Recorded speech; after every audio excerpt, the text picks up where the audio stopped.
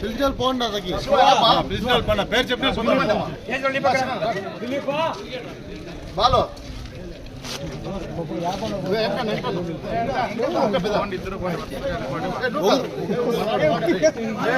పోండమా ఎవరెవరు పోండమా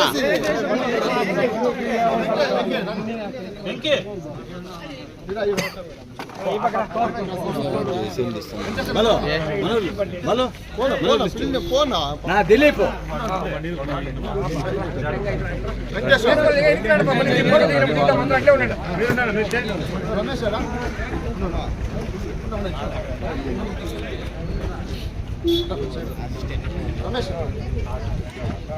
వచ్చేనా సార్ ఇట్లా వచ్చేసి సుబ్రహ్మణ్యం చిన్న తెలపతే అట్లే ఉన్న ఫోటో రామరాజు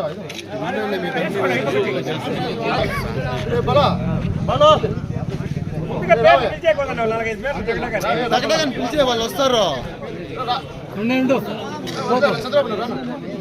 చంద్రబాబు రాజధాని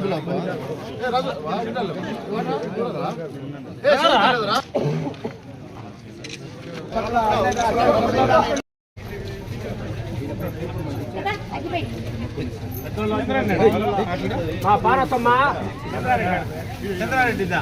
భారతమ్మా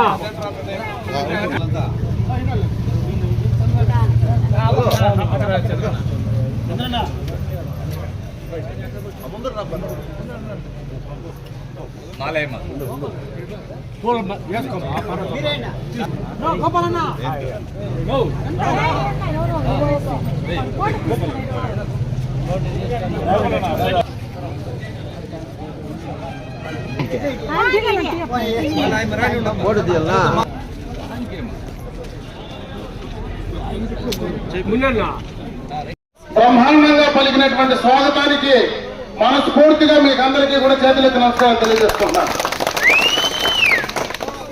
ఇప్పుడే గ్రామం గురించి కోదండరెడ్డి 2-3 విషయాలు చెప్పినాడు. ఈ గ్రామానికి గుర్తింపు వచ్చిందే తెలుగుదేశం పార్టీ ప్రభుత్వం వచ్చిన తర్వాత. కీర్తన నందమూరి తారక రామారావు గారు పార్టీ పెట్టిన తర్వాతనే జౌరుపల్లి అనేటువంటి గ్రామానికి ముఖ్యంగా అభివృద్ధి సంక్షేమ కార్యక్రమాలు పరిచయం చేసిందే తెలుగుదేశం పార్టీ ప్రభుత్వం అని చెప్పి సందర్భంగా తెలియజేస్తా ఉన్నా. అప్పుడే చెప్పాడు కొన్ని.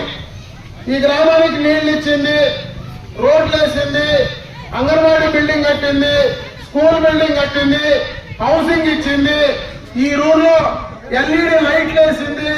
అన్ని కూడా తెలుగుదేశం పార్టీ ప్రభుత్వమే. అదేవిధంగా ఎప్పటి నుంచినో జౌరుపల్లి గ్రామంలో ఎప్పుడొచ్చి ఈ రథం దగ్గర మాకు అన్ని ఉన్నాయి. కుప్పం రోడ్లో నుంచి జౌరుపల్లి రోడ్లకు మాత్రం గుంతల్లో నడిచిన వల్ల ఆడెప్పుడు కూడా మాకు సక్రమంగా రోడ్డు లేదు, గుంతల్లో వస్తా ఉన్నామని చెప్పిన మాట వాస్తవమే. నేను మంత్రిగా ఉండింది 22 నెలలు. ఆ రోజే కుప్పం రోడ్లో నుంచి జౌరుపల్లి రోడ్లకి, జౌరుపల్లి రోడ్లో నుంచి చింతలకుంటకి, అదేవిధంగా జౌరుపల్లి రోడ్లో నుంచి చెరువు ముందరకి, ఇవన్నీ కూడా సీసీ రోడ్లు వేసింది కూడా తెలుగుదేశం పార్టీ ప్రభుత్వమే. మొత్తం ఒకటి 2 కోట్ల చిల్లర, ఒకటి 1,72,00,000. అది కూడా ఎక్స్టర్నల్ ఎయిడెడ్ ప్రాజెక్ట్ కింద, ఈఏపీ కింద. ఇదే జగన్మోహన్ రెడ్డి ప్రభుత్వం దుడ్డు ఇచ్చే పనుల, కేంద్రం నుంచి ఇచ్చే పనుల. ఆ రోజే ఏషియన్ బ్యాంక్ నుంచి తెచ్చిన డబ్బులలోనే ఈ యొక్క కార్యక్రమాన్ని చేశాం. ఎన్నికలకు ముందే పనులు కూడా మొదలుపెట్టిన సందర్భాన్ని ఒకసారి గుర్తు చేస్తా ఉన్నా. అయితే నేను ఇప్పుడు చింతలకుంటకు పోయినా. చింతలకుంటలో ఎవరు అడిగిరి ఈ రోడ్లు ఏందో వీళ్ళు వచ్చినాక వేస్తా ఉన్నారు అని. వీళ్ళు వచ్చినాక వేసేది కాదు, వీళ్ళు వచ్చినాక దాన్ని సెడగొట్టకుండా ఉంటే సంతోషమే. దానికి ఉదాహరణ కూడా చెప్తా. మీ హై స్కూలే కాంపౌండ్ వాళ్ళు కట్టిమా, కడితమే తోసేసిరా కట్టేదానికంటే తోసేదానికి ఇచ్చే ఈ ప్రభుత్వం, ఈ నాయకులు ఆడు జగన్మోహన్ రెడ్డి చూస్తే ప్రజావేదికను కూల్చేస్తాడు. జౌన్పల్లిలోకి వస్తే కాంపౌండ్ మొదలు పెడతారు. మళ్ళా చింతలకొండకి నేనేసిన, చెరువు ముందరకు నేనేసిన అని చెప్పుకునేటువంటి దౌర్భాగ్య పరిస్థితుల్లో వీళ్ళుంటే వీళ్ళు ఏమనాలని అడుగుతా ఉన్నా. ఈరోజు జౌన్పల్లి రచ్చ మీద మాట్లాడుతా ఉన్నా. నిజంగా ఎవరికైనా అనుమానం ఉన్నా, లేదా నేను చేసినానని చెప్పుకునే దమ్మున్నా, లేదా నేను చేసినానని చెప్పుకునే శక్తి ఉన్నా నా ముందరకు రండి. నేను ఎవిడెన్స్ తో కూడా ఇస్తా. మేసం మీద చెయ్యేసి చెప్తా. నేను చేసిన ఈ నడి రోడ్డు మీద చెప్తా. ఆ రోడ్డు తెచ్చింది నేనే, వేసింది నేనే అని చెప్పి ఈరోజు దమ్మేసుకొని చెప్తాను. చెప్తావా? చెప్పగలవా? నీ దగ్గర ఉందా? ఈడుండే పిల్లలందరికీ కూడా సోషల్ మీడియాలో పెడతా. అది ఆడాడ టెంకాయలు కొడతా ఉండే. నిన్ను కూడా ఓ చోట పోతే బొమ్మలు వేసుకొని టెంకాయలు కొట్టింది. పోతా పోతా చూసి గబాన్ నిలిచిపోతుంది. ఇదే నా రోడ్డుకి బొమ్మలు వేసుకొని టెంకాయలు కొట్టినారే. అప్పుడే పిలిచి ఆ ఊర్లో కూడా అమ్మాయి బొమ్మల వరకునే ఫలితము పనిచేసింది నేను, పేర్లు వేసుకుంటా ఉండేది వాళ్ళ తల్లి, వాళ్ళ విజ్ఞప్తిగా వదిలిపెడతా ఉండే, వాళ్ళకి అది ఉందో లేదో అని చెప్పేసా. చేసినప్పుడు చెప్పుకునేటువంటి శక్తి, దమ్ము, ఆ ధైర్యం చేసినోడికే ఉంటుంది. కానీ చేయనోడు ఊరికే మాటలు చెప్పే వాళ్ళకి ఎట్లుంటుంది అని చెప్పి సందర్భంగా తెలియజేసుకుంటా ఉండా. ఇకపోతే ఈ ప్రభుత్వం చేసే పనులు అప్పుడే కోదండరెడ్డి చెప్పా. ఒకటే పని, పనులు చేసేదానికంటే ఎవడన్నా నా మాటతో మాట్లాడితే నీ కార్డు పెరికేస్తా, నీ పెన్షన్ పెరికేస్తా, నీ భూమి పెరికేస్తా, లేదంటే మీ అన్నదమ్ముడు కొట్లాట పెడతా, పోలీస్ స్టేషన్ తెచ్చుకుపోతా, పోలీసు వాళ్ళకి చెప్పి నీ మీద కేసు పెట్టిస్తా అని చెప్పేది తప్పించి, ఈ గ్రామంలో 2 కార్డులు తీసిద్దామే, ఈ గ్రామంలో 2 పనులు చేద్దామే, ఈ గ్రామంలో ఏదైనా భూమి తగలారు ఉంటే సెటిల్ చేద్దామే, లేదా ఎవరైనా ఇసుక తోలకుండా ఉంటే ఆపేద్దామే అనే పనిగా వీళ్ళు చేసే తప్పుడు పనులు, తప్పుడు విధానాలతోనే ఈ రోజు ఈ ప్రభుత్వం పతనమయ్యే పరిస్థితికి వచ్చిందని చెప్పి సందర్భంగా తెలియజేసుకుంటా ఉన్నా. దానికి ఉదాహరణ 2019కు ముందు ఎన్నికల్లో జగన్మోహన్ రెడ్డికి పనిచేసినటువంటి ప్రశాంత్ కిషోర్ ఈ పనికిరానికి నేను ఆ రోజు అధికారం ఇచ్చిన, ఈ రాష్ట్రానికి నేను అన్యాయం చేసిన నిజమైన నాయకుడు చంద్రబాబు నాయుడే. నేను అందుకే చంద్రబాబు నాయుడు దగ్గరికి పోయి నేను ఈ రోజు ఈ రాష్ట్రానికి చేసినటువంటి అన్యాయానికి, తప్పులకు నేను మళ్ళా ఈయన గెలిపించి ఆ కుర్చీలో నేను కూర్చోబెడతానని చెప్పి ఆయన నుంచి వచ్చినటువంటి సందర్భాన్ని ఉదాహరణ నేను గుర్తు చేస్తా ఉన్నా. అంటే ఆ రకమైనటువంటి పరిస్థితి ఈరోజు రాష్ట్రంలో ఉంది. అందరూ కూడా కాస్తూ ఉన్నారు. ఉద్యోగస్తులు కాస్తూ ఉన్నారు, వ్యాపారస్తులు కాస్తూ ఉన్నారు, రైతులు కాస్తూ ఉన్నారు, ఎస్సీ ఎస్టీ బీసీ మైనారిటీలు కాస్తూ ఉన్నారు, యువకులు కాస్తూ ఉన్నారు. అందరూ కూడా ఎప్పుడు ఈ ప్రభుత్వాన్ని, జగన్మోహన్ రెడ్డిని ఇంటికి పంపించాలా, ఎప్పుడు ఈ రాష్ట్రానికి పట్టినటువంటి శని వదిలించుకోవాలా అని చెప్పే పరిస్థితిలో ఉంది. ఖచ్చితంగా రేపు ఎన్నికల్లో తెలుగుదేశం పార్టీ విజయం ఖాయం. చంద్రబాబు నాయుడు గారు 2024లో ముఖ్యమంత్రిగా ప్రమాణ స్వీకారం చేసేది ఖచ్చితంగా ఖాయం. మళ్ళా ఇంకేదైనా మిగిలిపోయిన కార్యక్రమాలు అప్పుడే చెప్పినాడు. ఈ గ్రామానికి సంబంధించి ఒక్క కార్యక్రమం అయినా ఈ 4.5 సంవత్సరంలో ఆడొక మూర, ఏడొక మూర, ఏదన్నా సిమెంట్ రోడ్లు ఏమన్నా వీళ్లు కాకుండా బయట నుంచి తెచ్చేసేవాళ్ళు తప్పించి ఈ ప్రభుత్వం చేసినటువంటి ఏ అభివృద్ధి కార్యక్రమాలైనా ఉందా అంటే ఎక్కడ కూడా చేసినటువంటి పరిస్థితి లేదు. అందుకే ప్రజలు విసిగిపోయినారు. ఖచ్చితంగా కూడా ఈ రాష్ట్రానికి నూకలు చెల్లినాయి, ఈ రాష్ట్రానికి, ఈ ప్రభుత్వానికి నూకలు చెల్లినాయి. జగన్మోహన్ రెడ్డిని ఇంటికి పంపించే తథ్యమని చెప్పి తెలియజేసుకుంటూ రేపు జరిగే ఎన్నికల్లో తెలుగుదేశం పార్టీకి సైకిల్ గుర్తుపైన ఓట్లేసి మళ్ళా చంద్రబాబు నాయుడు గారిని ముఖ్యమంత్రి చేయడానికి మీరు ముందుండి పనిచేయాలని చెప్పి ఈ జగన్పల్లి గ్రామ సోదరి సోదరులందరినీ కూడా మనస్ఫూర్తిగా చేతులెత్తి నమస్కారాలు తెలియజేసుకుంటూ సెలవు తీసుకున్నా. జై హింద్, జై తెలుగుదేశం, జై జనసేన.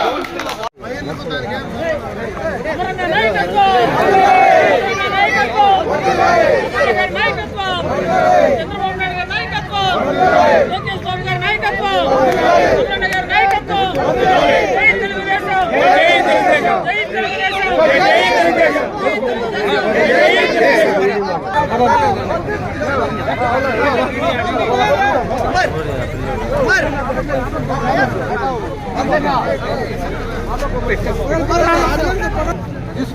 నారాయణ స్వామి పిల్ల ఇట్లా పార్టీ ప్రెసిడెంట్ నారాయణ స్వామి రైట్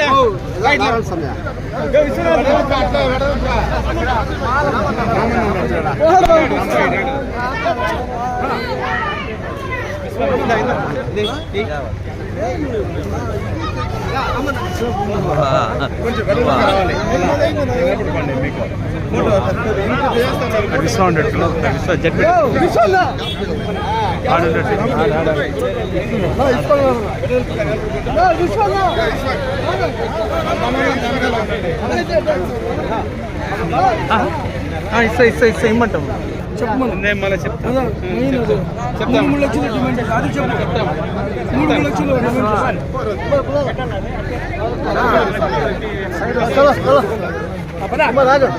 చెప్పి ఒక మాట చేతులెత్తి నా హృదయపూర్వక నమస్కారం తెలియజేసుకుంటున్నా. ఎక్కువసేపు మాట్లాడాను కానీ 2 విషయాలు ఈ సందర్భంగా మీ దృష్టికి తెచ్చే ప్రయత్నం చేస్తున్నా. ముఖ్యంగా బీకోటలో మైనారిటీల కోసం గత ప్రభుత్వంలో చాలా కార్యక్రమాలు తీసుకొచ్చాం. ఎప్పుడూ లేనట్టుగా ఇక్కడ బీకోటలో మైనారిటీ పేద ముస్లిం వర్గాలు ఉంటే వాళ్ళు ఎవరైనా పెళ్లిళ్ళు చేసుకోవాలంటే వాళ్ళకు ఒక షాదీ మహల్ కావాలని కోరితే 1 కోటి రూపాయలతో షాదీ మహల్ శాంక్షన్ చేసి తీసుకొచ్చినటువంటి సందర్భాన్ని ఒకసారి గుర్తు చేస్తా ఉన్నా. అది కూడా ల్యాండ్ ఇచ్చినాం, దాదాపు ఫౌండేషన్ కూడా వేసి పనులు మొదలు పెట్టిన తర్వాత ప్రభుత్వం మారిన తర్వాత ఆ పనులు ఆపివేయడం జరిగింది. అది పూర్తిగా కూడా ఈ ప్రభుత్వ నిర్లక్ష్యం అని చెప్పి సందర్భంగా మీ దృష్టికి తెస్తా ఉన్నా. ఇకపోతే మైనారిటీల్లో ముస్లింల్లో మన రాయలసీమ ప్రాంతంలోనే ఎక్కువ ముస్లిం సోదరులు ఉన్నారు.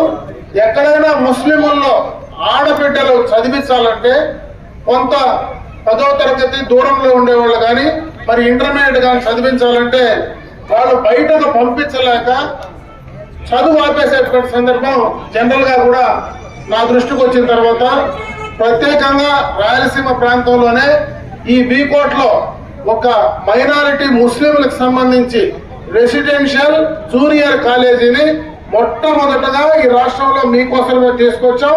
ఇక్కడ నేనే ఫౌండేషన్ వేసా, దానికి డబ్బు కూడా శాంక్షన్ చేసి తీసుకొచ్చా. దానికి డబ్బు కూడా 15 కోట్ల రూపాయలు విత్ ఫైనాన్స్ క్లియరెన్స్ కూడా తీసుకొచ్చినటువంటి సందర్భాన్ని ఒకసారి గుర్తు చేస్తా ఉన్నా. తీసుకొచ్చేస్తే ఈ రోజు దాకా కూడా దాన్ని మరుగున పడేశారు. నేను అడుగుతా ఉన్నా, ప్రభుత్వాలు మారుతా ఉంటాయి, ఈరోజు శాసనసభ్యులు మారుతూ ఉంటారు, ప్రభుత్వాలు మారుతూ ఉంటాయి, ముఖ్యమంత్రులు మారుతూ ఉంటారు. మనం ముఖ్యమంత్రులైనా శాసనసభ్యులైనా ఎవరు ప్రజల చేత ఎన్నుకోబడినా మనం చేసేటువంటి కార్యక్రమాలు 10 మందికి మంచి చేసే కార్యక్రమాలు చేయాలి. గతంలో చంద్రబాబు నాయుడు గారు ముఖ్యమంత్రిగా ఉన్నప్పుడు చేసిన కార్యక్రమాలు రాజశేఖర రెడ్డి ముఖ్యమంత్రి అయిన తర్వాత ఎక్కడ ఒక కార్యక్రమం కూడా ఆయన ఆపలా. ఆ తర్వాత కాంగ్రెస్ ప్రభుత్వం అధికారంలోకి వచ్చి ఉండిన తర్వాత మళ్ళీ చంద్రబాబు నాయుడు గారు ముఖ్యమంత్రి అయిన తర్వాత ఆ ప్రభుత్వంలో చేసిన కార్యక్రమాలు ఎక్కడా కూడా ఆపిన సందర్భం లేదు. పనులు చేసేటివి జరిగే పనులు 10 మందికి మంచి కార్యక్రమాలు అయితే వాటిని కంటిన్యూ చేసేవాళ్ళు. అయితే దురదృష్టం ఈ రాష్ట్రంలో ఈ ప్రాంతంలో నేను ఒకటే అడుగుతా ఉన్నా, ఈ కార్యక్రమం ఇంతమంది బీకోట్లో కావచ్చు పొలంనేరులో కావచ్చు ఇంతమంది ముస్లింలు ఉండేటువంటి ఈ ప్రాంతంలో వాళ్ళ అభివృద్ధి కోసం వాళ్ళ అభ్యున్నతి కోసం తీసుకొచ్చినటువంటి కార్యక్రమాలు ఎందుకు ఆపారు, ఎందుకు చేయలేకపోయారో రేపు ఖచ్చితంగా ఎన్నికలకు ముందు ఎవరైతే వచ్చి ఓట్లు అడుగుతారో ఆ ఓట్లు అడిగే వాళ్ళు ఖచ్చితంగా ఈ ప్రాంతంలో ఉండేటువంటి ముస్లింలకు సమాధానం చెప్పే ఓట్లు అడగాలని చెప్పే సందర్భంగా కూడా నేను వాళ్ళని కోరుకుంటా ఉన్నా. అదేవిధంగా గత చంద్రబాబు నాయుడు గారు ముఖ్యమంత్రి హయాంలో దాదాపు 9 సార్లు డిఎస్సి తీసుకొచ్చారు. ఈ 4.5 సంవత్సరంలో చదువుకున్నటువంటి వాళ్ళు చాలా మంది ఉన్నారు. ఇక్కడ ఉర్దూకు సంబంధించి చదువుకున్నటువంటి వాళ్ళు చాలా మంది ఉన్నారు. వాళ్ళు కూడా చాలా మంది డిఎస్సి కోసం వెయిట్ చేస్తూ ఉన్నారు. ఈ 4.5 సంవత్సరంలో కనీసం ఒక్క డిఎస్సి కూడా పిలవనటువంటి ముఖ్యమంత్రి ఎవడైనా భారతదేశంలో ఉన్నాడంటే అది ఆంధ్ర రాష్ట్ర ముఖ్యమంత్రి. మన దురదృష్టం జగన్మోహన్ రెడ్డి అని చెప్పి సందర్భంగా కూడా నేను తెలియజేసుకుంటున్నా. మరి ఇంత దౌర్భాగ్యంగా మైనారిటీల కోసం చేసే కార్యక్రమాలు గతంలో చాలా చేశాం. ఈద్గాలకు, మసీదులకు, దర్గాలకు మరి డబ్బులు ఇచ్చినటువంటి కార్యక్రమాన్ని గుర్తు చేస్తా ఉన్నారు. ముస్లింల ఆడబిడ్డలు పెళ్లి చేసుకోవాలంటే దుల్హన్ పథకం కింద డబ్బులు ఇచ్చినాం. చదువుకోవాలంటే వాళ్లకు బయటకు పంపించి చదివేదానికి అవకాశాలు కల్పించారు. చంద్రబాబు నాయుడు గారు చాలా కార్యక్రమాలు మైనారిటీల అభివృద్ధి కోసం చేసినటువంటి కార్యక్రమాలు ఈ రోజు అన్ని కూడా మైనారిటీ కార్పొరేషన్ లో కూడా వాళ్ళకి ఏదైనా 10 మందికి లోన్లు ఇచ్చేటువంటి కార్యక్రమం గతంలో జరిగేది. ఎందుకంటే ముస్లింలు మైనారిటీలో ఎక్కువ మంది చిన్న చిన్న పనులు, చిన్న చిన్న వ్యాపారాలు చేసుకొని బతికేటువంటి పేద ముస్లింలు ఉండేటువంటి వాళ్ళు ఈ మైనారిటీ కార్పొరేషన్ ద్వారా 10 రూపాయలు అప్పు తీసుకుంటే ఖచ్చితంగా వాళ్ళు ఉపాధి తీసుకునేటువంటి కార్యక్రమం ఉండేది. ఈ రోజు ఆ మైనారిటీ కార్పొరేషన్ అనేది ఈ రాష్ట్రంలో కనపడకుండా చేసినటువంటి పరిస్థితి ఈ ప్రభుత్వం ఉంది. ఇవన్నీ కూడా పూర్తిగా కూడా ముస్లింలకు సంబంధించి పూర్తిగా కూడా వాళ్ళ అభివృద్ధికి సంబంధించి నాశనం చేసినటువంటి సందర్భాన్ని ఒకసారి గుర్తు చేస్తూ ఉన్నాం. ఈరోజు డిగ్రీ కాలేజీ గతంలో శాంక్షన్ చేసి తీసుకొచ్చే దాంట్లో మైనారిటీలు జరగవచ్చు. ఈ ప్రాంతంలో ఉండేటువంటి అందరూ కూడా ఎప్పటి నుంచినో వీకోట చిరకాల కోరిక డిగ్రీ కాలేజీ. ఆ డిగ్రీ కాలేజీకి ల్యాండ్ క్లియర్ అలాట్మెంట్ ఇచ్చి ల్యాండ్ ఇచ్చి మరి కాలేజ్ శాంక్షన్ చేస్తే ఆ కాలేజీలో ల్యాండ్ కూడా మరి పట్టాలు ఇచ్చి ఎవరెవరికో ఈ రోజు ఇచ్చేటువంటి పరిస్థితి ఉందంటే ఏ మాత్రం ఈ ప్రాంతంలో ఉండేటువంటి పిల్లల చదువులకు డిగ్రీ చదివేటువంటి గవర్నమెంట్ డిగ్రీ కాలేజీ చదివించాలనేటువంటి ఆలోచన ఉండే వాళ్ళకు కూడా ఆలోచన లేకుండా చేస్తున్నారో ఈ ప్రజాప్రతినిధులు ఏం పని చేస్తున్నారో రేపు వచ్చి ఓట్లు అడిగేటప్పుడు ఖచ్చితంగా కూడా సమాధానం చెప్పాల్సినటువంటి పరిస్థితి ఉందని చెప్పి కూడా ఈ సందర్భంగా నేను తెలియజేసుకుంటున్నాను. ఇది మాత్రం ఖచ్చితంగా కూడా భవిష్యత్తులో ఏదైతే ఈ రోజు ₹1 కోటితో ఒక బ్రహ్మాండమైనటువంటి ఒక షాదీ మహల్ ఉంటే అందరిలాగా డబ్బులు ఇవ్వకుండా ముస్లిం మైనారిటీలు వాళ్ళ ఆడబిడ్డలకు పెళ్లి చేసుకునే బ్రహ్మాండంగా చేసుకునేవాళ్ళు. ఈ రోజు పలమనేరులో ఇంతవరకు గతంలో ఉన్నటువంటి ఎంపీగా రామకృష్ణారెడ్డి ఉంటే ఆయన ఈ రోజు షాదీ మహల్స్ అటు పొంగునూరులో కావచ్చు, పలమనేరులో కావచ్చు, ఈ రోజు అక్కడ పెళ్లిళ్ళు చేసుకునేటువంటి షాదీ మహల్స్ అన్ని గత తెలుగుదేశం ప్రభుత్వంలో ఆయన ఇచ్చినటువంటి షాదీ మహల్సే. ఆ తర్వాత నాకు అవకాశం దొరికితే అక్కడ ఒకటి ఇక్కడ ఒకటి రెండు కలిపి అక్కడ ₹1 కోటి ఇక్కడ ₹1 కోటి అక్కడ కూడా ఈద్గాలో పలమనేరు ఈద్గాలో కూడా మొత్తం ఫౌండేషన్ వేసి పైన పిల్లర్స్ లేపి ఈ రోజు నిలిపించింది. మీరు ఎప్పుడైనా ఈద్గాలో పోయి చూస్తే అర్థమవుతుంది.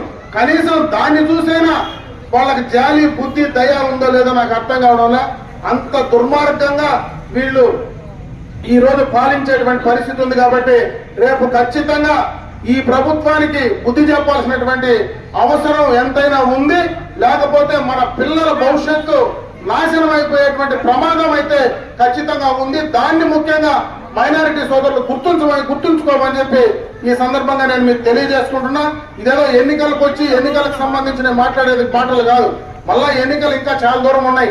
ఆ ఎన్నికలు వచ్చినప్పుడు మళ్ళీ కూడా నేను వస్తా. ఈ రోజు మిమ్మల్ని కలవాలా, మీ అందరితో కూడా ఈ బాబు షూరిటీ గ్యారంటీకి సంబంధించినటువంటి కార్యక్రమం ద్వారా ఈ రోజు మిమ్మల్ని కలిసేటువంటి పరిస్థితి ఉంది.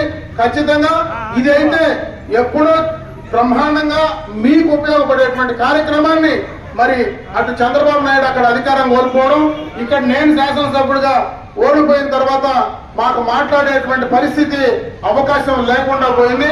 అధికారం వచ్చినప్పుడు వాళ్ళు పూర్తిగా కూడా నిర్లక్ష్యం చేసినటువంటి సందర్భాన్ని ఒకసారి గుర్తు చేయాలి. కాబట్టి ఈ 2 విషయాలు ఈ సందర్భంగా మీకు గుర్తు చేసి తెలియజేసుకుంటూ నాకు ఈ అవకాశం కల్పించినటువంటి కాజీపేట ముస్లిం సోదరులందరికీ కూడా హృదయపూర్వకంగా నమస్కారాలు తెలియజేసుకుంటూ సెలవు తీసుకున్నా. జై హింద్, జై తెలుగుదేశం, జై జనసేన.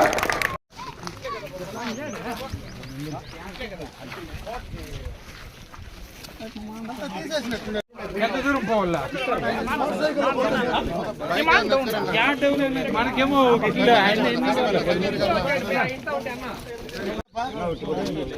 సైకిల్ కాయాల పెద్దమ్మా తప్పుడు సాయం చేయండి.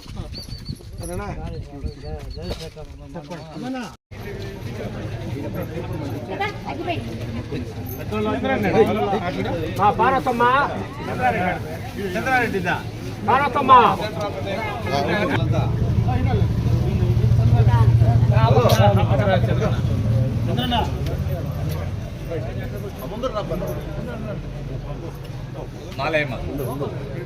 పూల వేసుకోమ్మా పార్వతమ్మ. గోపాలన్న ఓ.